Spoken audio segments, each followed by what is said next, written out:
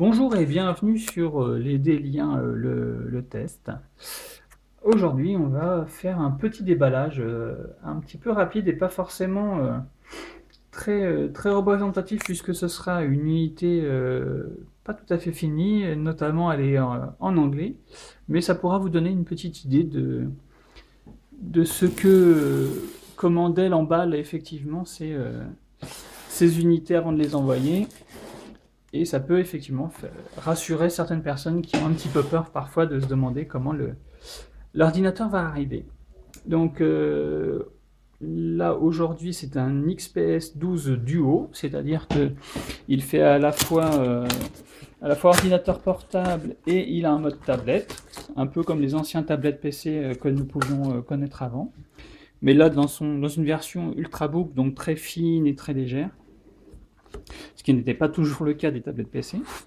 Donc là, on commence à déballer. On voit quand même qu'il y a une certaine protection. Hein. C'est pas, il n'y a pas trop de risques. Et là, quelque chose d'assez inhabituel, c'est que c'est une boîte.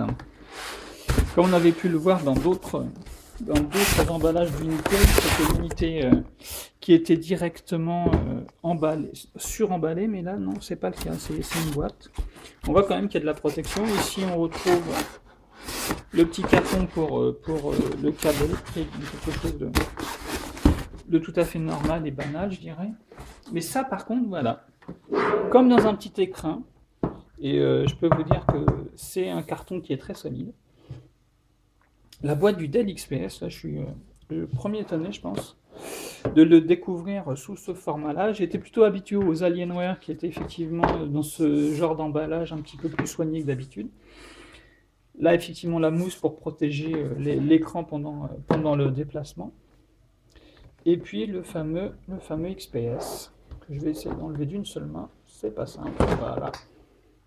Donc, toujours filmé avec un Lumia 920 que je viens d'acquérir. Donc, je vais en profiter pour jouer un petit peu avec. Excusez-moi du peu. Je suis désolé. Voilà. Et donc, pardon. Voilà, j'ouvre effectivement le portable, toujours protégé avec cette petite couche pour protéger l'écran et du clavier. Dans la boîte, pardon, j'ai oublié de vous montrer, il y a une espèce de petite enveloppe qui aujourd'hui est vide, mais je suppose qu'il y aura les documents dans la version finale de la livraison de cette unité, avec effectivement à côté, voilà, ça c'est le connecteur électrique. Donc voilà, j'enlève. Ce qui est le plus intéressant, effectivement, et qui peut en surprendre plus d'un à l'usage, mais qui, moi, m'intéresse le plus dans cette unité, c'est son écran qu'il suffit d'appuyer en bas. Et voilà, il se retourne. Et très simplement, il devient un mode tablette, comme on peut le connaître. Quelque chose un petit peu lourd, mais professionnellement, je dirais que ça le fait tout à fait bien.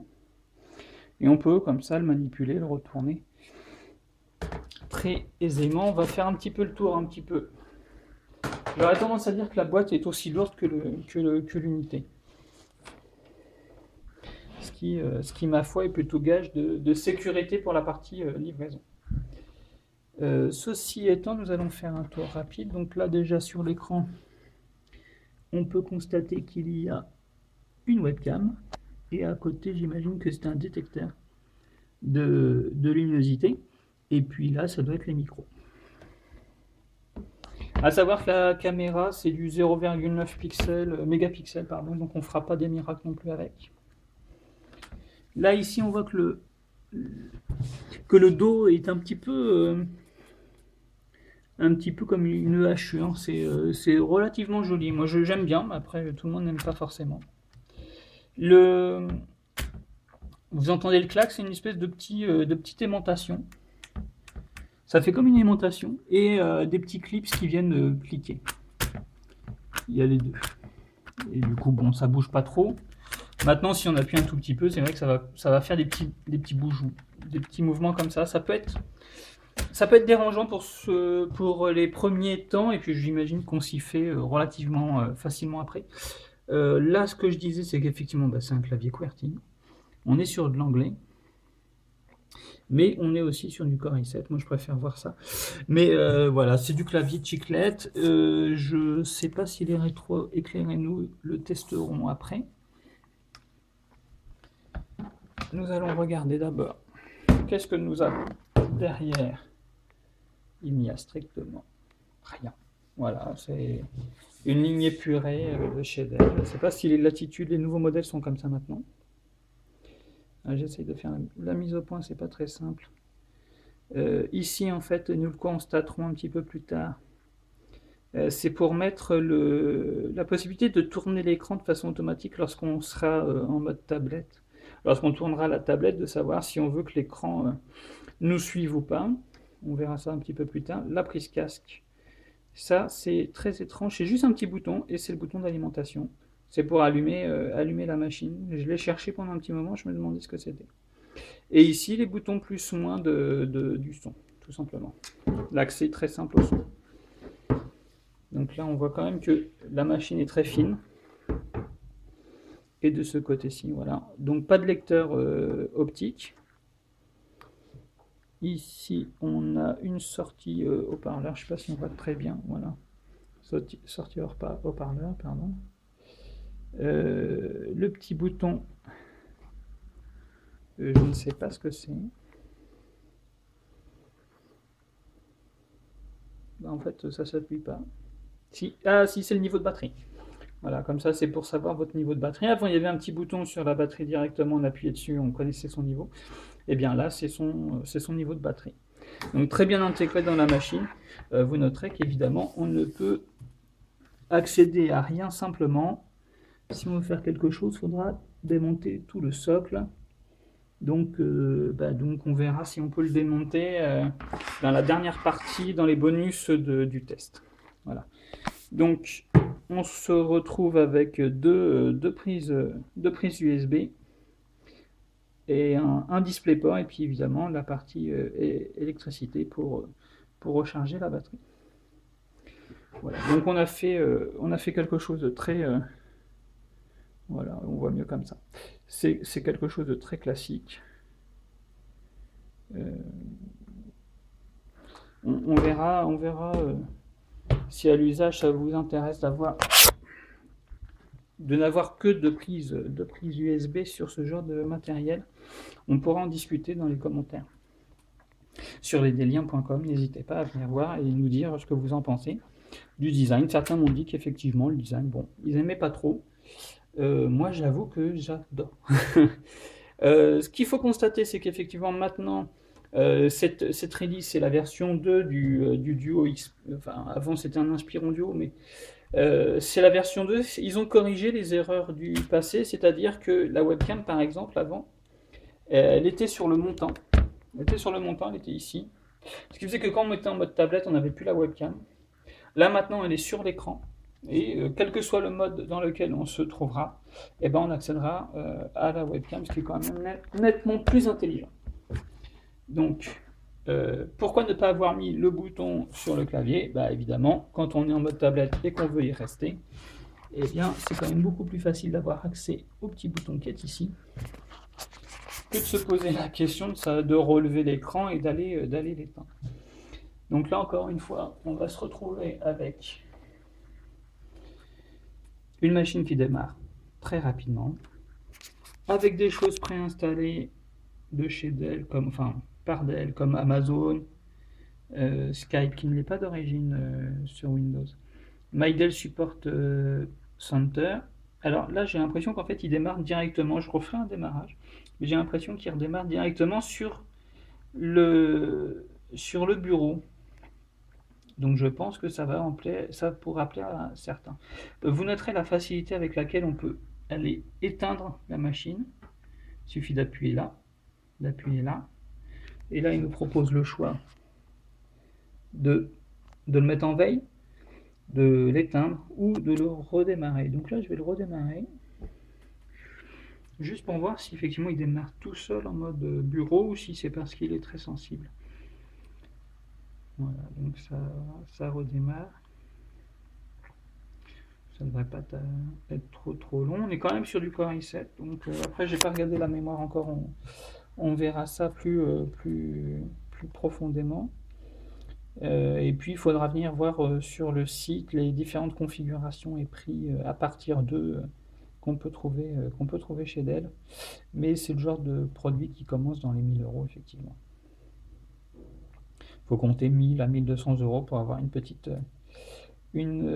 belle petite bête comme ça. Alors effectivement, il n'a pas l'air de démarrer sur le bureau tout seul. Ah si, voilà. Donc pour ceux qui avaient des petites angoisses, bah voilà, il démarre sur le bureau tout seul. Moi, ça m'ennuie parce qu'effectivement, bah voilà, il faut que je fasse ça, ça m'ennuie. Mais pour ceux qui ont de l'RPS ou des petits boutons quand ils voient le menu moderne, bon bah voilà, Dell a pensé à eux en switchant directement sur le bureau. Bon, bah pourquoi pas, c'est pas mal. On n'est quand même pas sur une version tout à fait finale, donc on verra si ça est conservé cette option dans la version finale. Mais donc ça peut vous rassurer, c'est possible et Dell l'a fait. Donc comme je disais, Dell a rajouté des petits outils comme Movie Maker ou My Dell Support Center, donc le centre de support en français. Évidemment, tout pour l'instant est en anglais sur cette version-là, mais sur la version définitive, évidemment, il y aura la version française des applications. Cela s'entend. Donc après, on retrouve ici la barre des charmes qui est très facile d'accès. On a une certaine fluidité. Donc là, voilà, on a une bonne sensibilité au niveau de l'écran comparé, si vous voulez comparer avec l'Inspiron 15Z, j'ai pas noté la même sensibilité. Vous voyez. Alors, normalement, on doit pouvoir. Je sais que je suis pas très doué, mais quand même. Non, il veut pas. J'ai, oui, oublié le petit bouton qui va bien ici. Il y a un petit bouton Windows. Voilà. Je pense qu'on le voit mieux comme ça. Et donc, si je m'en vais appuyer dessus, que se passe-t-il si j'appuie sur le bouton Windows, qui est ici, et voilà. Donc on peut switcher très facilement du menu moderne au bureau, en appuyant sur une seule touche, ce qui est plutôt pas mal, même surtout en mode tablette. Vu qu'on n'a pas la touche Windows sur le clavier, puisqu'on n'a pas accès au clavier comme ça, c'est quand même très facile d'accès, très pratique. Donc voilà, ce que je voulais voir, c'était, oui, toutes les applications n'ont pas été pinées. Donc bah, bien sûr, on peut faire un search. On va aller cliquer là. On voit le clavier qui apparaît. Alors pour l'instant, évidemment, comme évidemment il est en anglais, c'est pas simple de taper en regardant l'écran. Voilà. Voilà. Voilà, une belle petite caméra avec les options qu'on voit ici. Voilà. Donc comme on peut le constater, voilà, c'est du 0.9 mégapixels en 16 neuvième et 0.3 mégapixels en 4 tiers. C'est pas énorme. Il parle d'une vidéo stabilisation. Je n'ai pas vu de grosses différences avant et après. Il faudra faire un test peut-être en marchant. Ça peut être un peu plus visible. Il faudra que je regarde. Donc voilà. Et puis après, bon, on peut switcher voilà, d'application. Et là, on a une réactivité qui est beaucoup plus rapide. Il n'y a pas besoin de s'y reprendre à 40 fois pour fermer l'application. Donc voilà, après, eh ben, il y a du Office. Et il y a du Kindle déjà installé. Donc si vous avez un abonnement Kindle, vous pouvez aller vous connecter sur Amazon pour récupérer votre compte et donc les livres qui sont dedans. Voilà, c'est quand même très facile d'accès, c'est très simple à faire. Donc on aura l'occasion de reparler de la sensibilité et de la facilité d'usage de cet écran réversible. Les touches n'ont pas l'air d'être rétroéclairées, ça serait à la rigueur le seul dommage. Ou alors, si elles le sont, mais il faudra peut-être le voir en basse lumière et voir s'il n'y a pas moyen de régler ça au niveau des paramètres d'éclairage. Après, on retrouve des choses qui sont tout à fait standards sur les touches de fonction. Le Wi-Fi, la batterie, la luminosité. On a un FNF6. Oui, on verra ce que ça donne. Voilà. Les touches multimédia. Voilà. Le backspace, donc la petite flèche retour pour effacer. Ça serait pas mal d'avoir une version finale, mais déjà ça donne quand même une bonne idée de ce que sera le produit. Vous voyez, avec les petites touches du... C'est petit, hein. Moi je trouve que c'est petit les flèches, mais bon, après chacun voit midi à sa porte. Donc voilà, plutôt une bonne surprise, peut-être un petit peu léger sur l'écran. Il n'y a pas une vraie résistance sur l'écran, donc ça peut être un petit peu, voilà, ça peut être un peu perturbant au début.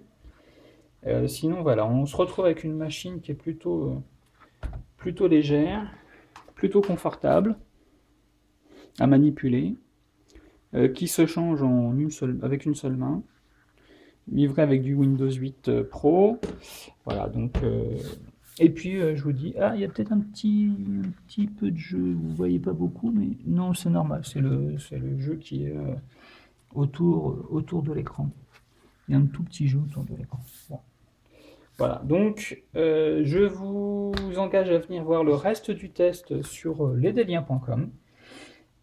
J'espère que tout ceci sera sur le site avant le nouvel an. Ça vous permettra de choisir en toute confiance un nouvel appareil hybride Dell ou... Oups, vous l'avez pas entendu. Dell, vous voyez, par exemple, là, voilà, je l'ai un petit peu bougé, mais c'est pas très grave. Dell ou autre sur Windows 8, et de voir si vraiment c'est ce genre d'appareil qu'il vous faut, ou plutôt un ordinateur portable avec écran tactile, comme le Inspiron 15Z, qui lui aussi est assez fin mais qui est plus lourd. Celui-là est beaucoup plus léger, ça se sent, et je le pèserai, hein, puis je vous dirai, mais il fait plutôt dans les 2 kg celui-ci, comparé à l'autre qui fait dans les 3 kg, dans les 2 kg 5, 3 kg. Voilà, on doit comparer avec un 11 pouces de chez Alienware. Voilà, on se retrouve quand même un tout petit peu dépassant, mais bon, c'est logique pour la différence de taille d'écran, puisque là c'est un 11 pouces. Et sur une épaisseur, là on voit tout de suite la différence sur l'épaisseur. Hein. Voilà, je crois qu'on est sur du 2 fois à peu près. Donc et sur la largeur, par contre, effectivement, on est sur quelque chose d'à peu près identique. Voilà, on se rend bien compte de la différence de taille, le 11 pouces, pour un poids à peu près identique, et quand même un encombrement qui est un peu plus grand. Bon, après on ne fait pas les mêmes choses avec un M11X et puis un XPS 12 Duo, et évidemment cela s'entend. Oups.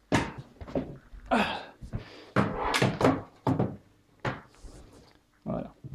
Donc écoutez, n'hésitez pas à venir voir le reste sur lesdeliens.com. Je vous dis, je vais mettre ça sur le site très rapidement. À bientôt, au revoir.